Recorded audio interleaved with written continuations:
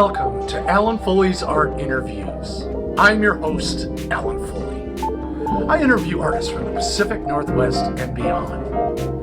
Join me as we unlock the magic and mystery of these amazing artists. I'm interested in the techniques, process, tools, and approaches these artists use to make masterworks.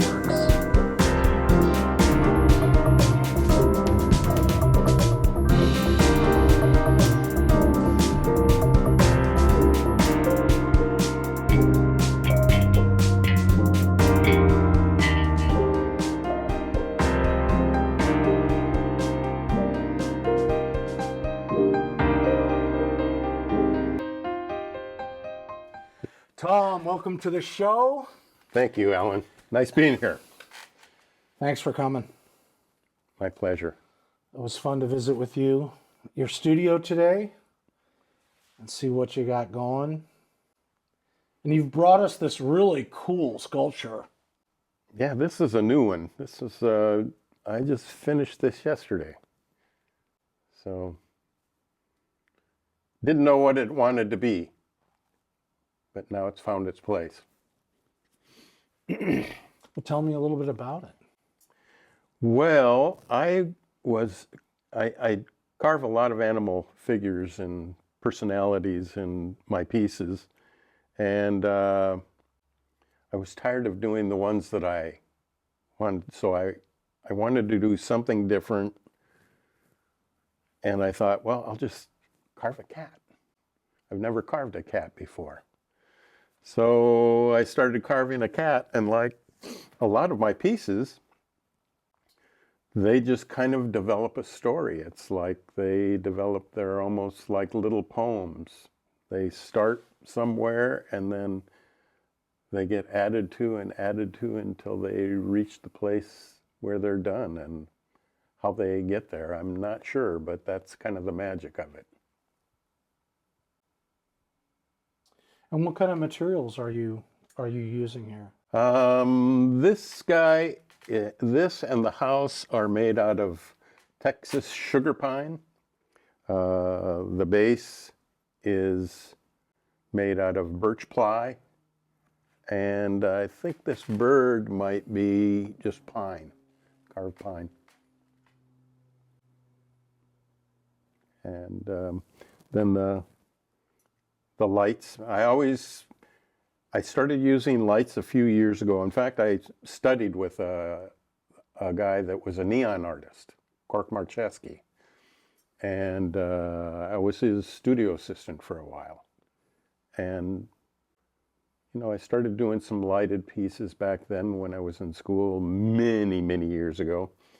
And I started doing them again a little later on, and there's something about light that I really love how it pulls me in.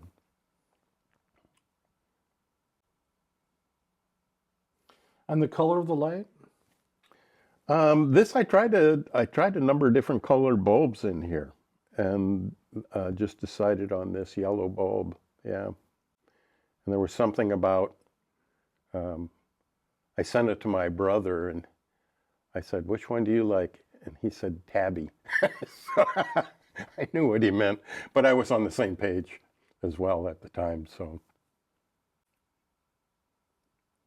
And what does it mean? You have the cat figure and the bird figures. Is there a psychology to it, or? Well, there's something about in life always searching for things, and a lot of times. In that search, we don't realize that what we are looking for is we already have. So that this cat is waiting at an open, waiting for the birds to return, and lo and behold, it's sitting right on his tail.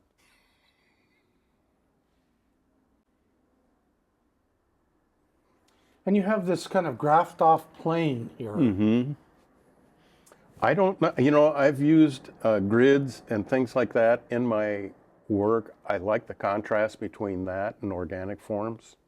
There's something in the way that happens. And this structure here too, I've used those stacks, sculptures, structures like this for I don't know how long. And they've taken different forms. But there's something that I like about the way that those interact. And it's it feels like part of me. I like the simplicity of the cat form and how much more complex this is. And then when I was doing this bird, when I was carving this bird, I wanted to do some kind of contrasting thing. So I rough carved it, so that it would have a real contrast with the cat. It's just kind of like following your inner guide, Mm-hmm. And the cat, the bird on its tail is sort of a reddish orange. It's a cardinal. So so you're trying to make it represent its true nature. Or? Mm-hmm. Mm-hmm. Yeah, they do have that black mask and orange beak, and they're pretty spectacular birds when you see them in nature.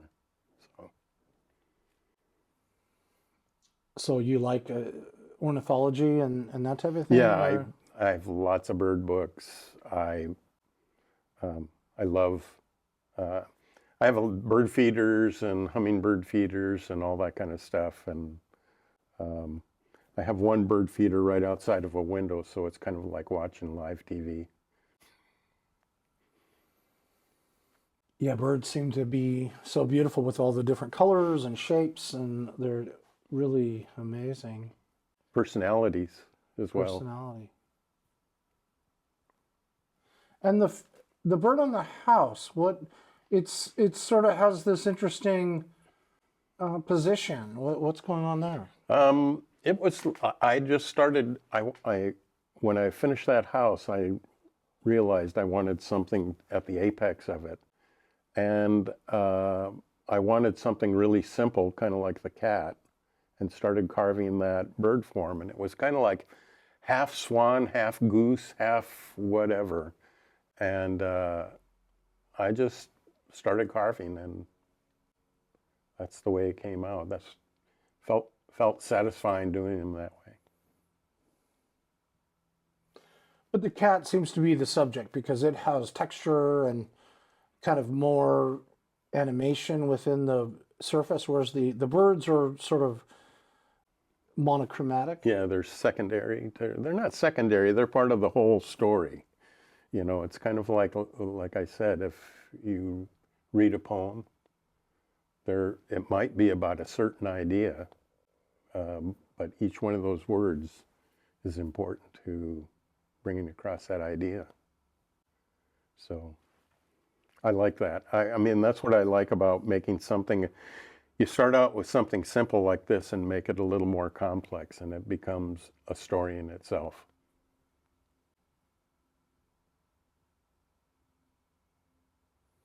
But it does seem as there are elements, but it does have kind of a simple composition, maybe. Mm-hmm. Yeah. Well, there's, some of the artists that I really have been important to me are artists like Brancusi, and that's what I studied. I mean, when I was going to school and studying, those were the kind of artists that I was looking at, and I appreciated that simplicity and the complexity at the same time. So other influences that you have? Can you name some of the names that you are Oh my attracted? gosh, everybody, like Matisse, and like a lot of my pieces have a political vein to them, and I've seen Guernica a couple of times over my lifetime, and that thing is always, it's such a powerful thing, such a powerful painting, such a powerful statement that you always would love to make something like that, to make something that was that powerful of a statement or said what you wanted. And it's, so all of those artists, Matisse and Picasso and on and on and on. Yeah. So do you have a stylistical affinity? Do you find that a certain time in art history makes more sense to you, or? It's really interesting that, I really have an affinity towards folk art too. And folk art is kind of timeless. It really has carried through cultures for as long as that I've looked at it or read it. And I like that kind of timeless quality.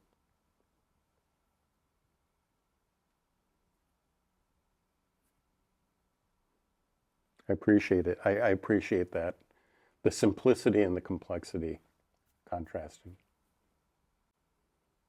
And then you add something like light in there and it takes it to another place.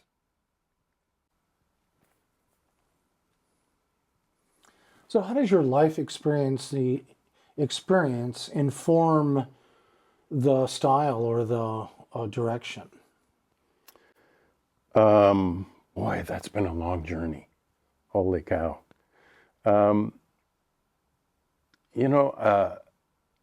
I was looking at, when we were in my studio this morning, I was looking up at the ceiling and there was a large, I don't know if you saw it, there was a large oak wheel up there and it had crutches for spokes. There's something about just people that, I saw, one of the things, where that piece came from was, I was in New Mexico and I went to a Chama, the church in Chama. And if you go into that church, the walls are hung with crutches and braces and everybody. So what they do is when people think that they've had a miracle because they've been at this church, they come back and they hang their things on the wall. It is so amazing. And so that piece has and at the same, on that same trip, I saw these New Mexico death carts. And I love the simplicity and, the complexity of those. And so I made a piece that's about 15, 18 feet long. And that is that large wheel pulling a cart. The wheel has crutches, and I made, I think, 80 some crutches that fit into the back of that. And it fit in there kind of like a Jackson Pollock painting or something. It was just like, it got, every time that I exhibited it, it was different. And I love that. And I thought of, when I was making those crutches, I thought of those each one of those crutches as being a soul. And we're all in this together. Do you have a spiritual philosophy or a religious kind of connection? Boy, I've done and that's been quite a journey. I was raised in the Catholic Church when I was a boy, and then when I was going to school in California, I was reading a book by a Jesuit monk that was called Zen Catholicism, and so I found a place where I could go sit zazen outside of Oakland, up in the hills near Santa Rosa, a place called Ginjoji, and it was a temple of the common. And most of the people that went to this temple were like farmers and people that worked in the vineyards and plumbers and people like that. So it was a very simplified kind of place, and I like that too. But I just have a kind of a resistance to any kind of organized. I have a spiritual nature to myself, but any kind of organized spirituality, I have, and I don't like to bend that way. So we also discussed our medical journeys and our brush with death. Is there something that you could share that, I know you told us one story earlier, but is there something else that you could either tell other artists or other folks that how you managed to overcome or endure the, how does your relationship with life and death either manifest in your work or your life? It's a that's been a journey. I've had a couple of close calls, and I think from that I learned how to listen, and I learned how to listen to an inner being, as far as, and it's putting in the work. You know, it's like getting up daily. Once you make that decision, once I made the decision to be an artist, it was about getting up daily and doing something daily to try to further myself. And it makes me happy. It makes me really happy. It makes me feel alive. I know it's a little isolating at times, but at the same time, it brings great joy to me. And sometimes it brings joy to other people too. Sometimes not.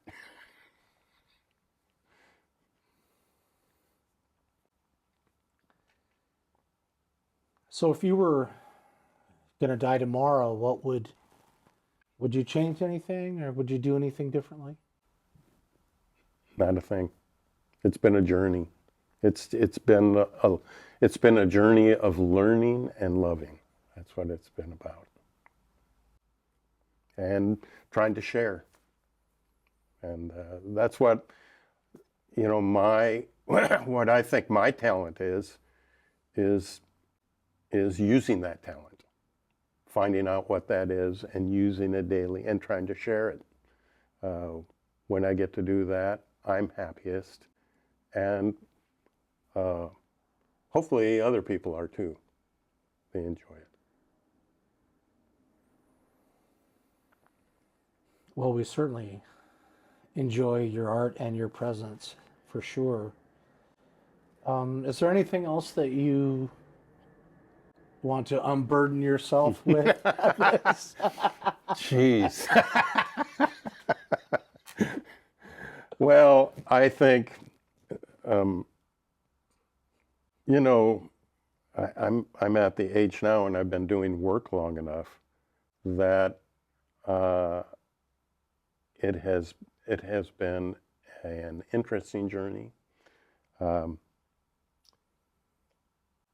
I get up daily and do what I believe is my reason for being on the planet. And if you can figure that out, you're halfway there. Then it's just putting in the legwork.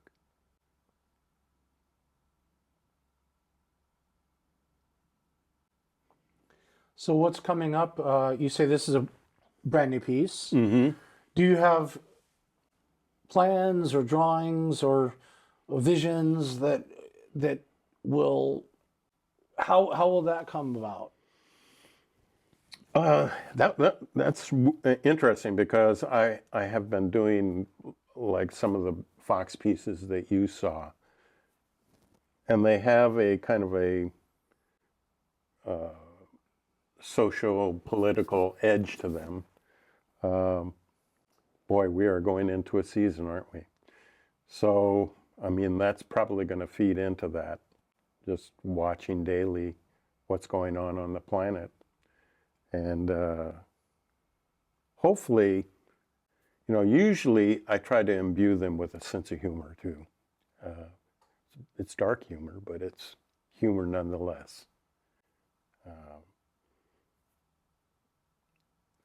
I'm just, you know, I don't know what's next. I just came from Iowa 2 weeks ago. I put up a public sculpture for a museum there. That's a permanent piece, and it's interesting, especially where it's located. So, and the director said, "It's a hit," and I thought, "What's not to like?" Yeah, well, the sense of humor and the nice craft is a nice combination to play with. Are they mostly, so you have the fox themes that we saw, and in this piece you have the birds and the cat. Is it are there human-like forms, or mostly you like animal? Yeah, well, I kind of try to imbue the animals with a human-like qualities, and there's something about using animals, and you know, they've been used in folk tales and mythology for years and years, and given human kind of qualities, and I like that. I like playing with something like that, because sky's the limit about what you can do and what you can imbue them with. So I have done figurative work before, but I find more interest in this. Yeah. What other type of animals might you want to explore? Ooh. Anything. I've done horses. I've done, like you said, the foxes, birds. Trying to think of all the different types. I've used a lot of dogs. I've used almost every kind of, usually not lions or tigers or things like that, but you know, mostly domesticated animals that we humans have an interest and a relationship with.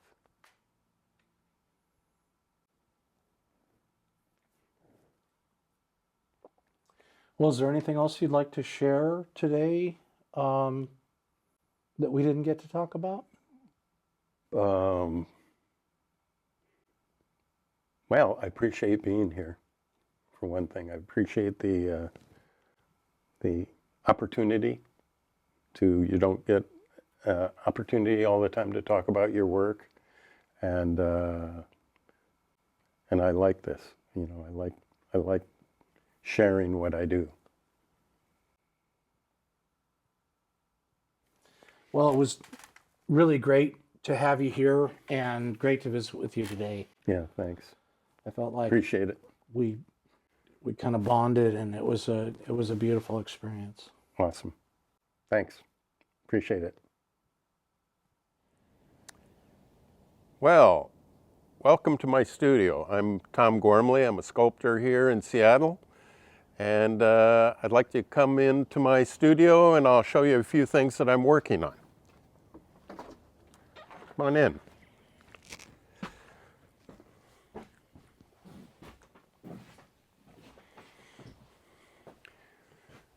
So this is a piece that I just completed. I did it for the climate change exhibition that I did for the windows, and I had gotten the wrong dimensions for the windows, so this is a little too big, so it's going to have to find another home. One of the things is, when I was in Italy, I was looking at a lot of the bridges there, and the bridge element became a important metaphor for me for bridging gaps. This piece here is called Memento Mori for Betty. The 3 roses that are carved in wood that are hung upside down in this box were the last roses that I took off my mom's coffin before she was lowered. And this was like a poem, because I started carving those flowers and made this box and then carved an owl for the piece, and it was like writing a poem. And it was writing a poem about my mom's passing. And I'd found these words in Latin, and it says, "Inis vita sed nos amores," and it means the end of life, but not of love. And I mean, that says a lot about how I feel about life and how important that is. So anyways, this piece I use a lot of, and you see on the letter here that's being written, it says "dear," and so it's kind of like, I realized when I was doing this piece that this is something that everybody goes through. They lose their mother, they lose somebody that's close to them, and they'd like to hear from them again in some way. And so this "dear" is written to everyone.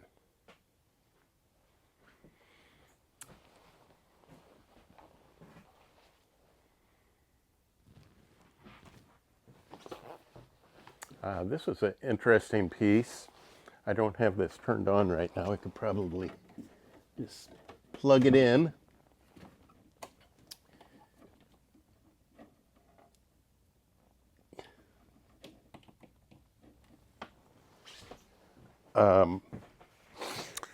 When I was in the military during the Vietnam years, and I was a jet mechanic, and I was sent to an outfit that tested weapons. And what we were developing, I didn't know at the time, but I've had feelings around that now, were laser guided weaponry. So it was the beginning of all of that, working with Atomic Energy Commission and the Sandia Corporation. But I went to visit somebody on the other side of the base, and I went to that side, the base headquarters there, to find out where they were barracked. And I walked up to the semicircle in front of the building, and there were models, 2-scale models of Little Man and Fat Boy, because all of that was done on this base. And there was a little marble stand there that talked about how powerful these bombs were, how many people were killed in Hiroshima. And I just couldn't believe it, that was something that you'd celebrate. And I've talked to other servicemen that were around there, and they thought it was so cool. And it just confused me as to why that was such a cool thing. Anyways, I did this piece, and it's kind of like a ghost. The bombs are ghosts.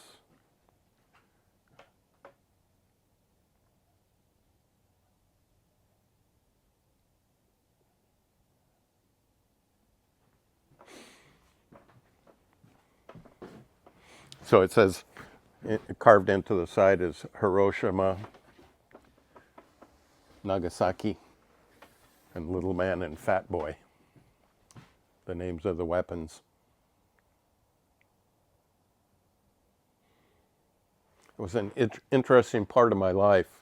And it's still, when I see laser-guided weaponry used now and know that there are people being losing their life with those, still kind of, I get a twinge.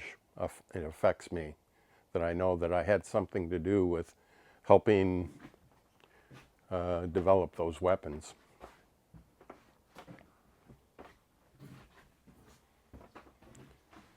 Anyways, this is another piece. This is a maquette of a sculpture that I just put up in Iowa in front of a museum there. And it's called Betty and the Howling Fox. And I was on a fellowship there and was commissioned by a museum to make a piece. And so I came up with some drawings. And it was right about the time that I lost my mom.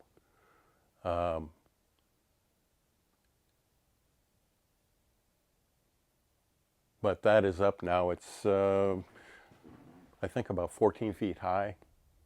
And it's interior lit like that. The howl's lit. The interior of the question mark on the fox is lit. So you can see it day or night. Anyways, so this is, I have these curtains up here because this is my shop, and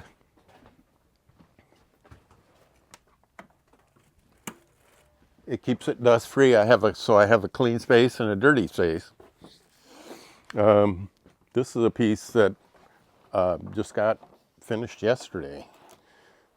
Maybe if you want to go over here, I'll plug this in and you can shoot it from there.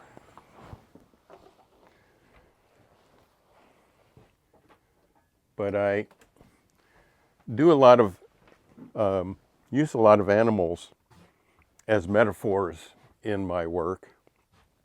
And I had been doing these foxes for a long time, and I just felt like I needed to do something different.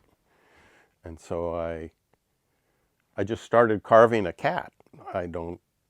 For no particular reason.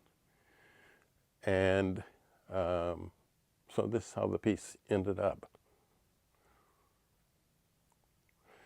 But it's, I realized that while I was doing it, this cat waiting outside of a birdhouse, a lot of times in life, I felt like I was looking outwards where the thing I needed most was right within me. And the bird sitting on the tail is like the cat's oblivious to it. And it has all its needs right there.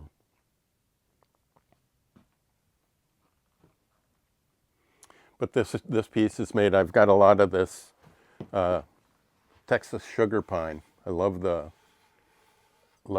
grain on this, and this is also made out of Texas sugar pine, carved out of Texas sugar pine. And it, just by staining it and stripping it down, I get like the pattern of a cat. So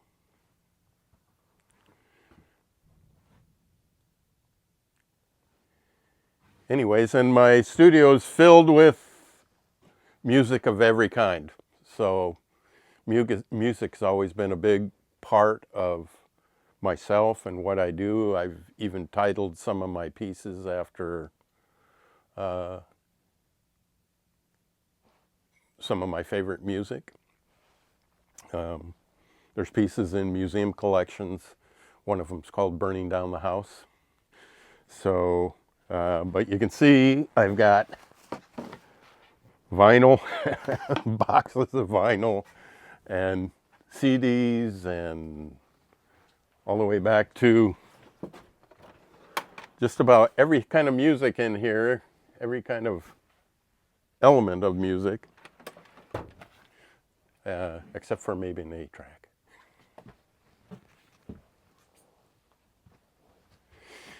But this is where this is where I work. This is where I do. And all of my equipment is on wheels. So all of my saws are on wheels, my planers, so that everything I need I can use. And sometimes what I can do is, in the summertime, I can roll them outdoors and use them outdoors. So I don't have a lot of space, but I have enough. Hello, I'm artist Tom Gormally, sitting outside of my studio and having a nice conversation with you and Alan. And, you know, I've been thinking a lot about how you end up, where you end up making work or making the decision to become an artist. And I've been making work for almost 50 years now. And it was kind of a miraculous little story about how I got here. And I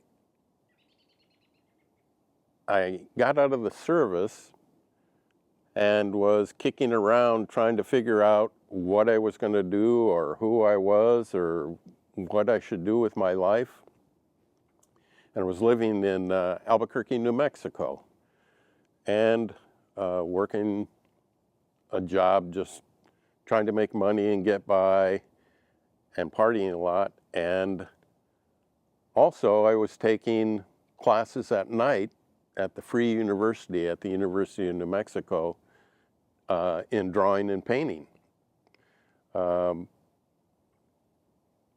One night I overindulged and I had a very, very serious car accident and took my little hot Volkswagen into a brick wall at about 50 miles an hour and luckily survived that.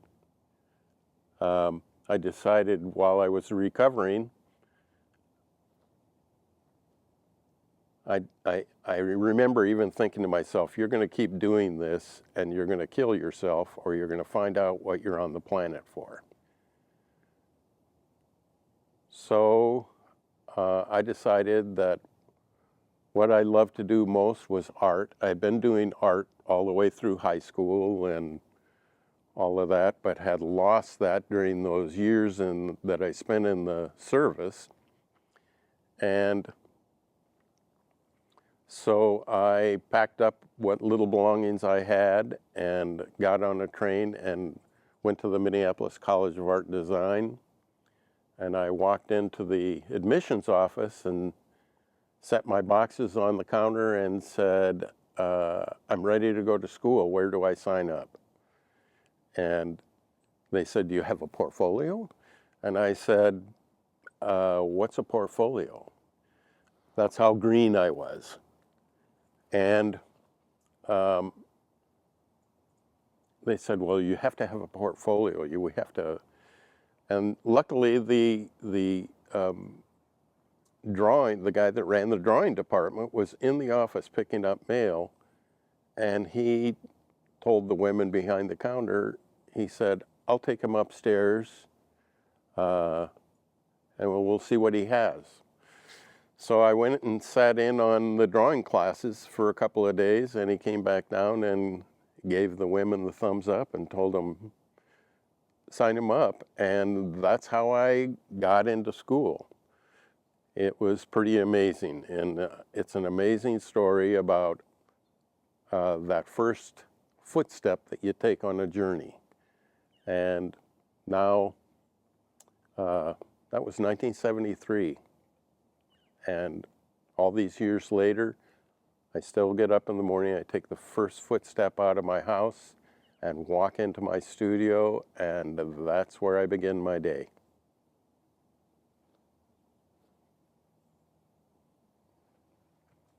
Perfect. Short, concise, excellent.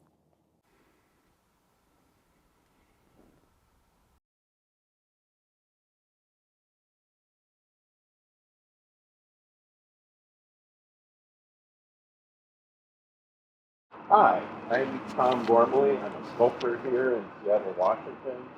And I'd like to introduce you to some of my work here in the Shuntype Amazon windows in South Lake Union, Seattle.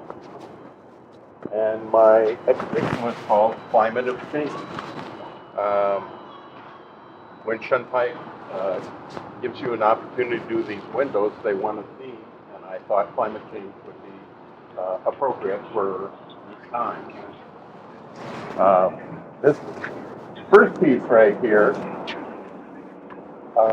I grew up in the Midwest, and tornadoes and storms and all other things that climate change is starting to wreak upon our humanity. But when I was a kid, we used to chase tornadoes around. If the sirens went off, we'd go out and try to find them and chase them in our cars. But I thought this was an appropriate image as to what's going on. The birds that I use, I usually have them historically, birds have been used in art history as the purveyors or the warning signal. And so there's a lot of birds in my work. The woods that I'm using here, this is a Texas sugar pine, and it's lined with plexiglass, and what I do is I sand the plexiglass and give it that frosty kind of quality. The tornado itself is made out of fig leaves, which I think is appropriate. I have fig trees in my backyard, and I trimmed the fig trees and decided I wanted to do something with them. So this piece is called Stir.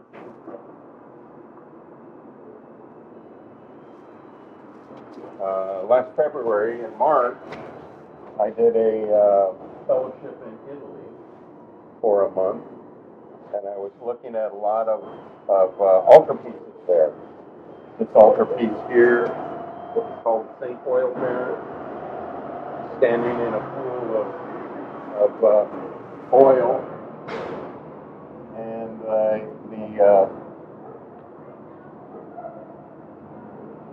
the pool is made out of cast resin. The box and all of these elements are carved wood, and I put they're pickled, and then I put like maybe 7, 8 layers of finish on them. That's how it gets that real porcelain-like quality. I built the stand for the altarpiece like an oil derrick, so it kind of carries that whole idea over. And I love that the fox is opening himself, and the skull that he's showing is a human skull. I try to use humor, and in a lot of my pieces, I try to stay in touch with that. This fox element goes back to I've been interested in folk tales and folk art and like tales of Native Americans, the fox trickster or the coyote trickster. We also have a trickster in our culture right now. We've got a fox, and so I'm trying to address some of those elements that are within our culture and disinformation. So the disinformation and misinformation has carried through into this work. This piece is also made out of that Texas sugar pine, and the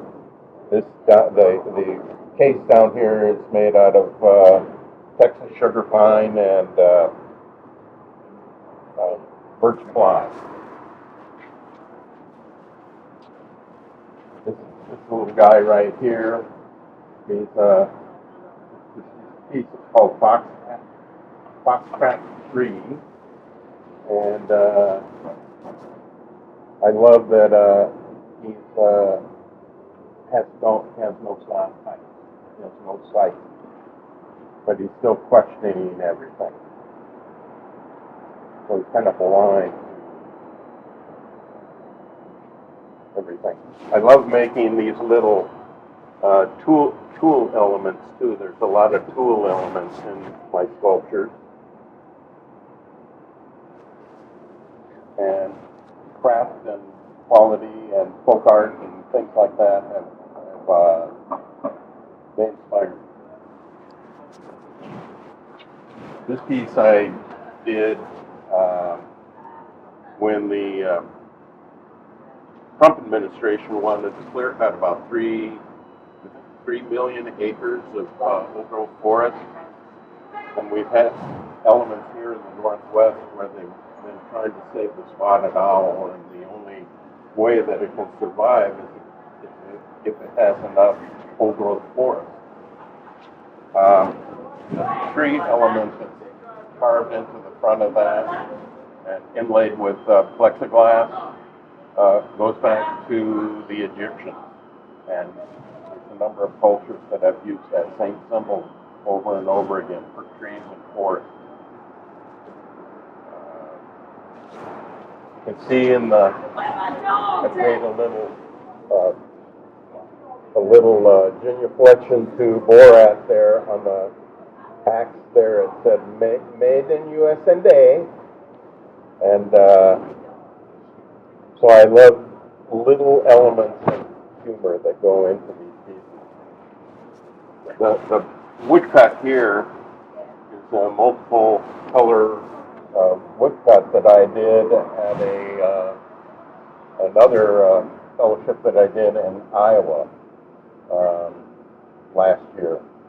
And this piece is called Night of the Hunter. It's one of my favorite movies, and the innocence of the movie was shot from a child's perspective, and it's about danger. And so I thought that it was appropriate for the times that we're in right now. Anyways, I love the opportunities that Shunpike and Amazon have given me, and I love having this window and that it's out on the street where people can view it, walk by. It's lit all the time, so wonderful.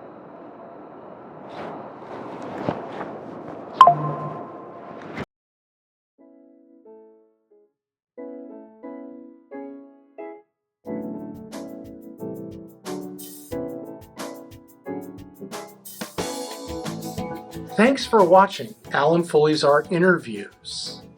I hope you learned as much as I did about visual art from the Pacific Northwest and beyond.